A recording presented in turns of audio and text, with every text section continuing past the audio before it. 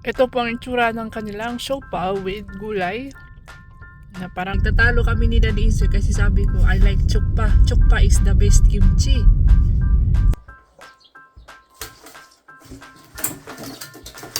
오, 잘하는데. 오.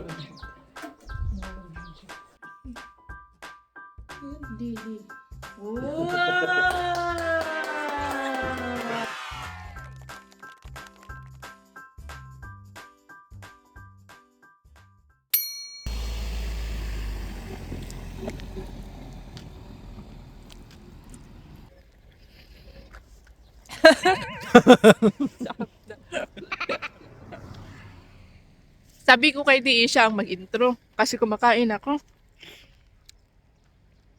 Hello mga kabisdak! Welcome back to our channel! This is Bisdak in Korea Vlogs and ito po ang aming buhay bukid sa Korea. Excuse me, kumakain ako na guys, siopaw. Kanina galing po kami sa market, open market day. Pakita ko sa inyo yung vlog kanina. And then after sa market is, eto, bibili daw kami ng bibili kami ng mga damo, sabi ni Daddy Insoy. Dito po tayo bumili ng yung ating yung ating first halaman, indoor plant na nilagay ko sa bahay last July nung pag transfer, pag move in natin sa ating bagong bahay. Pero namatay siya guys. That one patay. may flower. Sida na.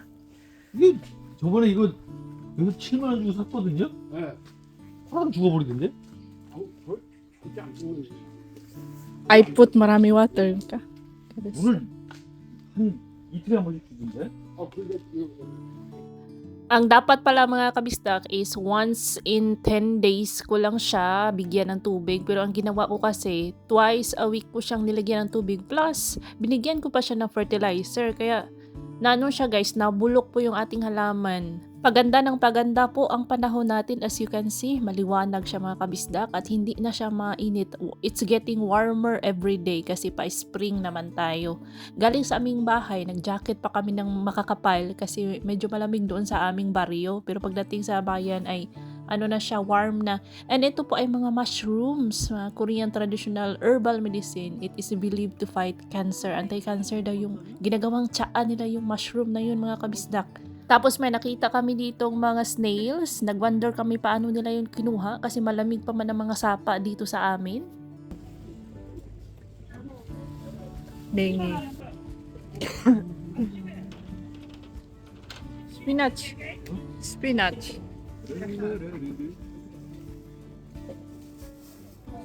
파가 이렇게 예쁘네.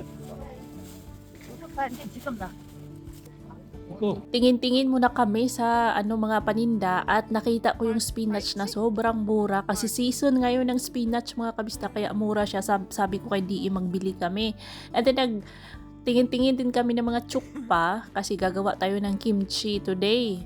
Hinahanap namin yung perfect size for chukpa. Ayaw namin yung masyadong malaki at masyadong maliit. Yung katamtaman lang. Tapos, nag-drop na din tayo sa butika. Bibili na tayo ng over-the-counter na nagamot para sa aking ubo kasi 3 weeks na itong aking ubo mga kabisdak, hindi pa rin siya nawawala. Inuubo kasi ako tuwing gabi mga kabisdak, naririnig yun ni Daddy Insoy kahit nasa kabilang kwarto siya ay nagigising siya na didisturbo yung kanyang tulog dahil sa aking ubo. Kaya ito na, bumili na tayo ng mga gamot.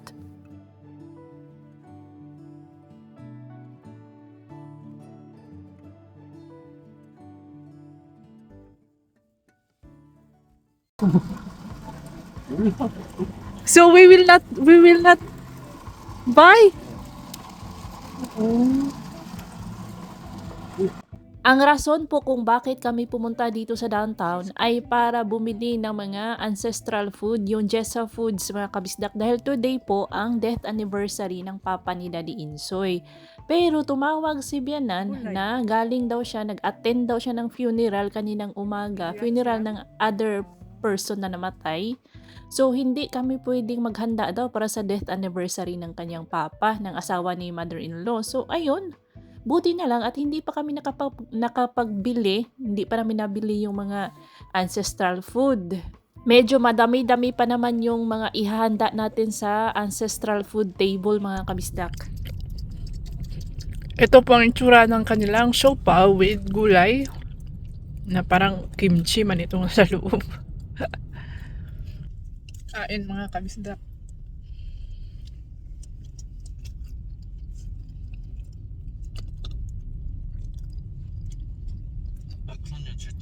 Pagkatapos namin sa public market ay nag-draft muna kami dito sa grocery Hanaro Mart para bumili ng mga kulang sa aming bahay. And then ang gaganda ng tulips, oh, spring na talaga mga kabisdak. Uy, sabi ni Daddy Insoy maghintay daw ako after mag-planting nila Yulapa, yung flower farm boss ay yung watermelon boss, meron din siyang flower farm boss yung aming kapitbahay mga kabisdak, yung sa tapat talaga ng aming bahay.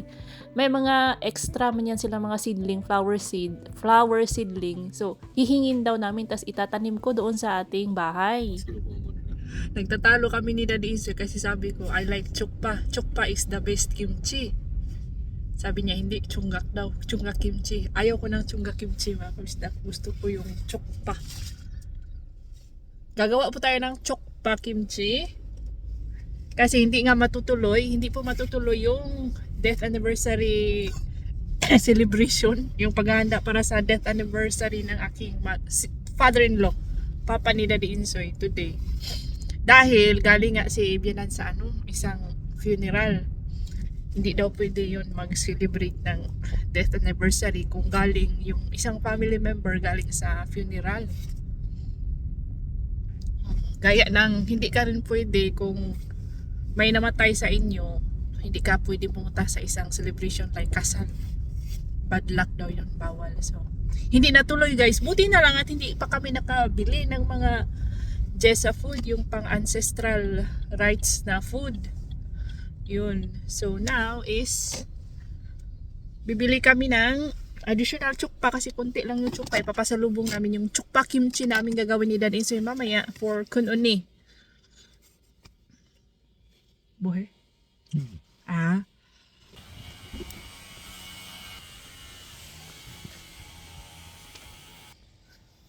Wala man kaming nahanap na halaman kanina doon sa first seller. Dito tayo sa ikalawang seller.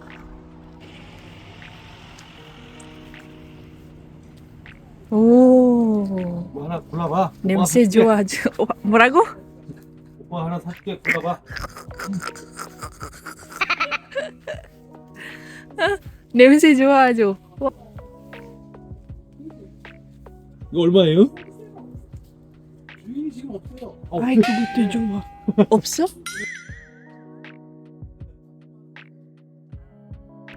Wala doon yung may-ari daw ng ng gusto naming bilhan ng yung halaman na gusto naming bilhin. Wala doon yung may-ari, lumabas daw. Hindi nila alam kung kailan darating. Hindi na alam kung kailan babalik pa. So maghahanap tayo ng iba. Let's see kung may mahanap tayo. J-Mart.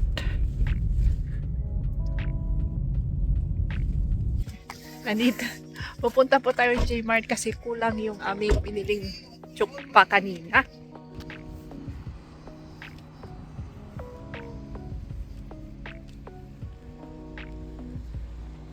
Yung babaeng nagtitinda, yung binilhan namin ng spinach, bumili din kami doon ng spring onions mga kabistak. Pero kulang, sa tingin ko ay kulang kasi nga darating si Kunoni, bibigyan ko siya ng spring onions kimchi or chukpa kimchi. Sabi ko kay Daddy Insoy, mag-drop kami dito sa J-Mart para bumili ng additional spring onions. Hindi na kami bumalik doon sa public market kasi mahirap maghanap ng parking malapit doon sa public market, open market. So dito na lang tayo sa J-Mart. Chine-check ko siya kung yung size ba niya is same size sa binili ko sa open market. Yung ganito na size is perfect po yan for chukpa kimchi. Pero ayaw ko ng nilinisan na mga kabista. Gusto ko yung fresh. Gusto ko yung kami yung maglilinis. Yung may mga dalid-dalid pa.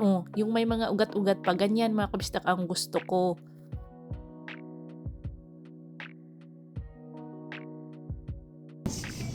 아, 맛깔. 그럼 소주 먹지 마. 먹어봐도 먹을까? Nakauwi na kami mga kabisdak. Doon po tayo gagawa ng kimchi sa bahay ni Bianan. Kasama ko si Daddy Insoy, kaming dalawa ang gagawa. Si Bianan, until now, nasa bayan pa rin kasi nagpa-check up daw siya. Last week, nagpa-check up din si Bianan kasi masakit yung ulo. Yung mga tao dito, kahit every week nagpapa-check up, okay lang kasi yung insurance nila mga kapisa, covered man ng insurance, health insurance. Mura lang po ang magpa-check up dito. And then yung gamot nila, mura lang din. Kaya hindi kami yung bang nag-worry kung may sakit kami nararamdaman. Pa-check up, doktor, gamot, hindi nag-worry. Although lahat naman tayo ayaw nating may hospital visit tayo mga kabisdak, no, pero at least dito hindi kami namumroblema sa hospital bill. Kaming dalawa po ni Daddy Insoy ang gagawa ng kimchi today dahil hindi pa kami busy sa farm. Wala pa pong trabaho sa farm tuwing March. Sa April pa po yan guys mag-start. So maraming time si Daddy Insoy, which is nagpapasalamat ako kasi tumutulong siya sa akin sa mga gawaing bahay, sa pagluluto, sa paggawa ng kimchi. May bagong routine po yan si Daddy Insoy. Every morning, biniblend niya yung cabbage tas iniinom yung katas mga kabisdak. Nagrereklamo siya kasi ayaw niya sa lasa ng cabbage. Sabi ko, kung ayaw mo sa lasa ng cabbage, edi mag-stop ka ng uminom ng sujo or beer. Kasi yung cabbage mga kabisdak, kaya po siya umiinom ng cabbage juice para po sa kanyang stomach, sa kanyang tummy. Kasi minsan sumasakit yung tummy kapag nasobrahan ng inom mga kabisdak. Since nung na-hospital siya, yun po ang nangyari. Kaya advice ng doktor, mag-drink siya ng cabbage juice. Panay reklamo siya na hindi daw masarap. Ang sabi ko, mag-stop ka ng uminom or i-less mo na yung pag-inom. Isang bote lang ng sujo. Pero ayun, problema niya kasi mahihirapan man siyang, lalo na kapag may mga barkada. Kapag na-invite sa barkada mga kabisdak ay wala. Napaparami talaga ang inom. First step ay ito po ang time consuming, yung paglilinis sa ating mga tsukpa, ating mga spring onions. Yan, pa isa-isa mo siyang linisan mga kabisdak. Tanggalin yung mga patay na dahon at yung mga dumi-dumi. Binabati ko po ng isang maligayang kaarawan. Happy birthday to Ma Mary Jane Gubalio. Today, araw ng Friday, March 27. Happy birthday also to Sir Jeramel Tupas Villapando and kay Lolo. Happy 73rd birthday to Lolo Rene Arellano. Happy birthday guys. Sana po ay nag-enjoy kayo sa inyong kaarawan today.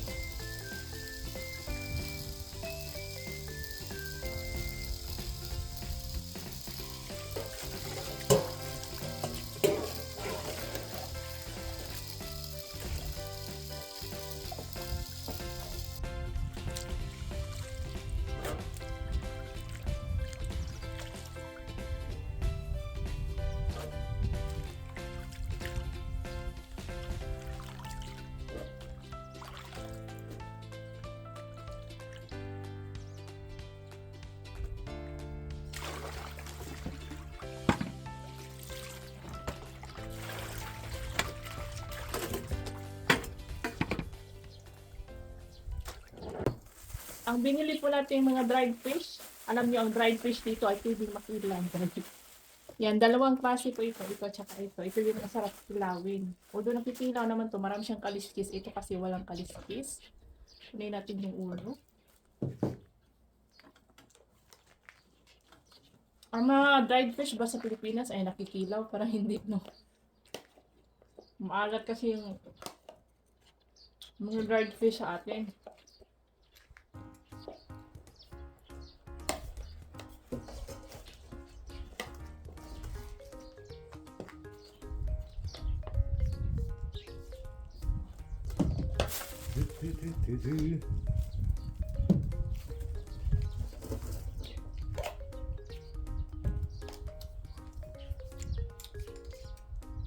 Para sa ating kimchi sauce ay gagamit po tayo ng chili powder, onion, ginger, fish sauce, apple sauce, or kung wala kayong apple sauce, pwedeng sugar, at yung ating pear, mga kabisdak. Wala po tayong exact measurement para sa ating mga ingredients. Ini-estimate lang namin yan, mga kabisdak, and through experience na din, kaya alam na namin kung ilan ang kakailanganin para sa ating sauce.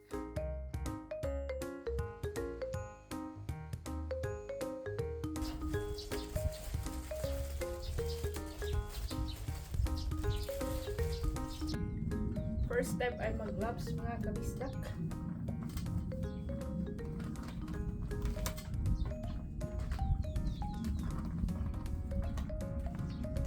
Basa po yan kasi hinugasan ko muna. Hinugasan bago gamitin.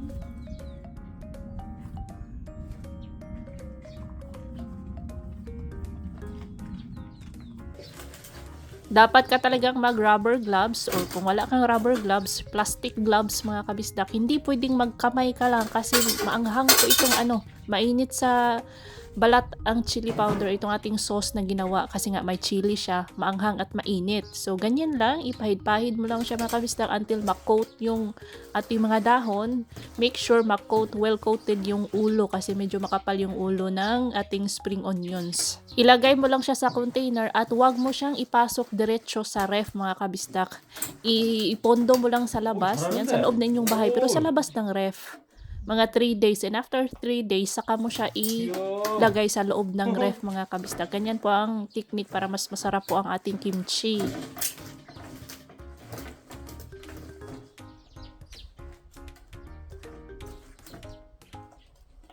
여기는 해야 돼. 이게 흙 때.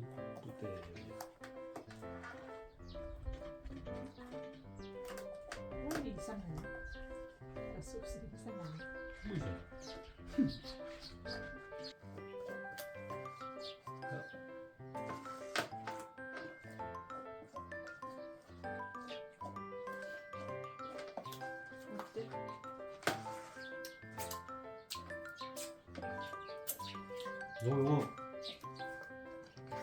한 3days after 이거 진짜 맛있어. Masarap daw, sabi ni DE. Syempre, kasi siya man ang gumawa ng ating sauce. Kapag si DE ang gumawa ng sauce, nagtimpla sa sauce, masarap talaga yan, guys. Approve po ako sa panlasa niya. Kung ano ang masarap kay DE, masarap din sa akin. Ewan ko ba bakit ganun? Siguro dahil matagal na kaming magkasama. Pero hindi lahat ng masarap for me ay masarap sa kanya. Oh, unfair, no? At nagpapasalamat ako kasi tumutulong yan from start to end, start till the end of our kimchi making journey, mga kabistak. Hindi niya talaga ako pinapababayaan hanggang sa linisan time, ligpitan time, nandyan pa rin yan. At ito po ang ating final product. And pagka-uwi ko sa aming bahay, nag-crave itong si Daddy Insoy. Di ba napansin nyo, mga kabistak, sa mga previous vlogs ko, ang sabi niya is nagki-crave siya ng isda. Until ngayon, gusto pa rin niya ng isda, mga kabistak. Kahit anong luto ng isda, mapa-fried pa yan, or yung may sauce, or yung ihaw. Gusto niya, guys, basta isda. Yan po ay kalchi or belt fish. I think meron po ito sa Pilipinas. Belt fish po. Belt fish, tama nga. And eto naman is lulutuin ko mamaya pag malapit nang umuwi si Little Insoy. Beef po yan for Little Insoy kasi hindi po yun kumakain ng isda yung batang yun. So kami ni Daddy Insoy at ako, kami ang kakain ng ating pritong isda. Ito yung binili ni Daddy Insoy na gamot for me. 2 capsule daw nito. Ito siya. Over the counter lang po ito na gamot, guys, para sa ubo. Adult. 2 capsule. Tapos, isa nito. I don't know, parang siyang pellets. Ito, vitamin jelly for LE. Vitamin C jelly. Para kay Little Insoy yan. 3 times a day, mga kabisdak.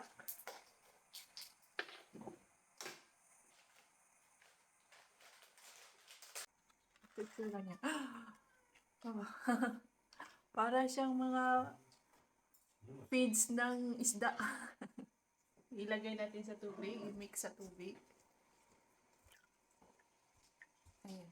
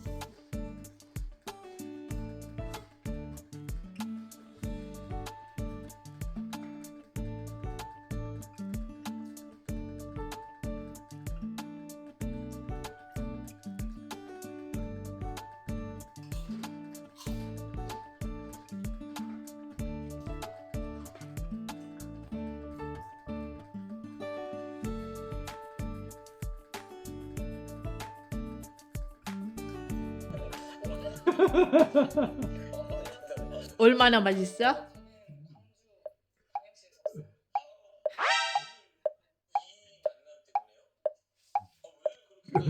맛있어?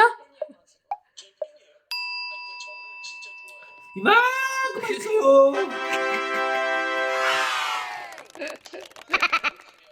Hindi po yan nambubula si Daddy Insoy pagdating sa pagkain mga kabistak. Nambubula pa yan pag sinasabi niya maganda ako. Pero sa pagkain, hindi po yan marunong magsinungaling. Kapag masarap, sinasabing masarap. Kapag hindi, hindi talaga niya sinasabing masarap. Kapag hindi masarap, gets niyo? Anyway, late po nakarating, late nakauwi sa bahay si Little Insoy kasi may birthday party po sila doon sa center.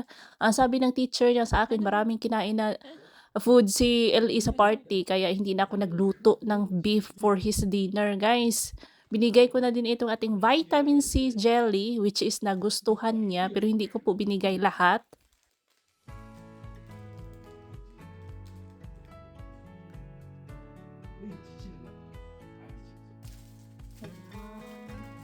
Ay, sa patipod ka.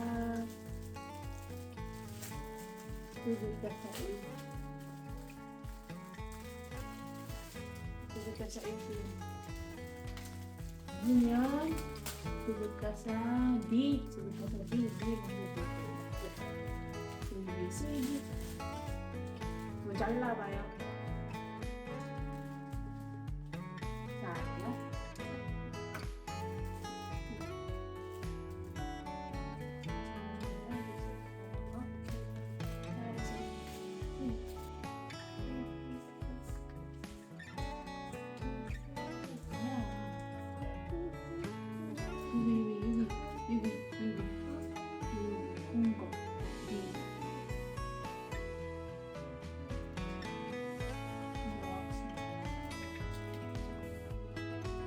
그렇지.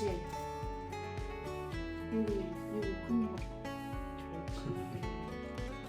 됐어. 그렇지. 손톱 잘하네. 천천히.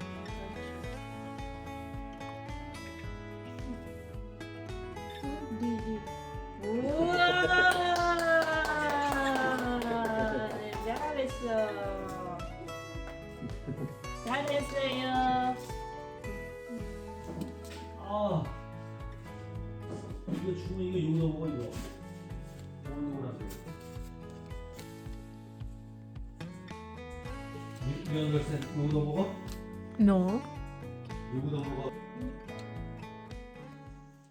Thank you to Miss A. Siya po ang nagpadala nitong ating diamond painting. Galing po yung US mga kabistak. Malayo po ang tinravel na mga diamond painting na to. So sinipag, hindi po kami gabi-gabi gumagawa ni LE nito. Every night meron kaming ibang other activities. Ito is sinipag po siya kaya yan po ang aming ginawa. Opo, si Pikachu muna ang aming gagawin. Yung natapos natin is si Baby, anong tawag niya? Si Baby Yoda. And that's all for today's video mga kabisdak. If you enjoyed this vlog, please like, comment, share, hype, and subscribe. See you on our next video. Ingat lahat!